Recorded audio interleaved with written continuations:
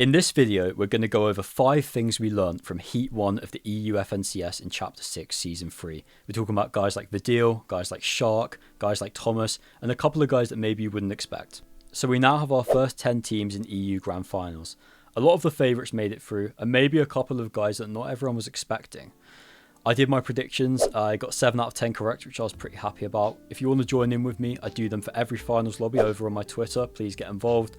But without further ado, let's go through the 5 things that we learned from this heat. So I want to start this video by talking about Shark, because he's a player that has a lot of discourse surrounding him in the community, for good and bad reasons. The good reasons is he's probably the biggest prospect in the EU right now. But because of that, people have huge expectations for him, and I think we need to temper that a bit.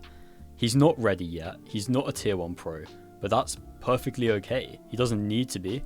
He's only just turned 14, and I think for his age, he's doing very well. Obviously, he was playing with Comeback and Blaha yesterday, and they had a bit of an off day.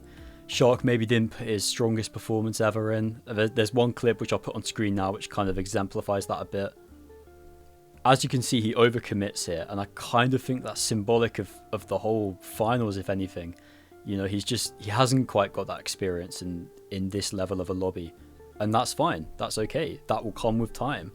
It reminds me a bit of Volco, you know, he is someone that started out very young, wasn't the finished article straight away, but given enough time, given enough experience, he's got to the point where he is a world-class player, and I do think that Shark will go through that journey and will get to that point. We've seen that he's played with players such as Veno and Flixie during the Star Wars season, which he got a bit of, I don't want to say criticism, but people were kind of questioning it, saying like he should be playing with a committed team, he should play with players that are more on his level. I don't mind him playing with Veno for a bit of fun because he's learning from him at the end of the day. These are some of the best players and it's important to learn from them. But Shark has got a trio which I think is on his level with Comeback and Blaha, and I know they've not done great, but I do hope they stick. I mean, prior to this finals, they were doing well. They're doing very well in scrims. And there's no reason why they won't do well in LCQ. I'm sure they have a good chance of qualifying. And yeah, I think the takeaway is that the community needs to relax with Shark. He's a very good player, but he's not a tier 1 pro. And we need to just give him time to develop. I want to talk about a trio that maybe you weren't expecting to hear about when you clicked on the video, and that's Nefrizzy, Wheat and Sined. I've been big on these guys for a while now. Back when it was Nefrizzy, Wheat and Lucia in the Star Wars season, I felt that they were the best trio in Europe. I made a video on them, on their strategy. I thought they were playing very, very well. Since then, Lucia's been replaced by Sined. Sined's a very good player, I don't mind that. And their drop spot Magic Mosses has been taken out, so they've moved to Pump Power, showing that they can do well out of the north. But I just thought they were really good. I thought they impressed. Their win off height was very impressive, very dominant. And I think it's time we start viewing these guys as, I don't want to say they're contenders to win, but I think they're definitely contenders for globals. Like they're a team that I would be surprised if they don't make I would be surprised if they don't make grand finals going forward after this. If we're talking about them in grand finals, currently they have Pumped Power Uncon. Now that might not last. We know that Mongrel wants to land at Pump Power, so should he qualify, that could be an interesting battle. If Nefrizzy, Wheat and Sined get Uncon Pump Power in grand finals, I think there is a high chance they make globals. I think they are that good. I think they're very capable of it, and it would not shock me at all. Okay, next up, let's talk about Vidil, Volco and Cringe. Now, most people thought these guys would qualify, and they made light work of it, qualifying the second game. They obviously came second in the first match, losing out to Vanya, but they came back and got a very good win in the second game. My main point with these guys is I think they're being very slept on. Uncon Outpost is a possibility in grand finals, and if they hold that, then again, just like the Wheat and the Nefrizzy and Sined situation, I think they could get globals. I think that's very, very in their realm. You know, when Savage, Reason and Vidil split up, I think a lot of people viewed Vidil's current trio as maybe the weaker one. Maybe they thought Savage, Reason and Chat was stronger. I think more and more there's evidence to say that's not the case. I think Vidil, Volco and Cringe is arguably the stronger trio. And I think we're starting to see that. We know they like their low ground as well, so if you've got teams like Vanya and Queasy and Grands playing height, maybe there's an opportunity for them to do well off the low ground. We'll have to see.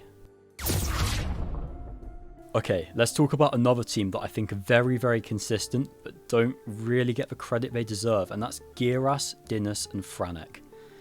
These guys, I almost feel like are such a mainstay in grand finals. Like, you're always seeing their names, but maybe people don't respect them like they should do. I never see them in top 10 predictions, but they always just get a good, consistent finish.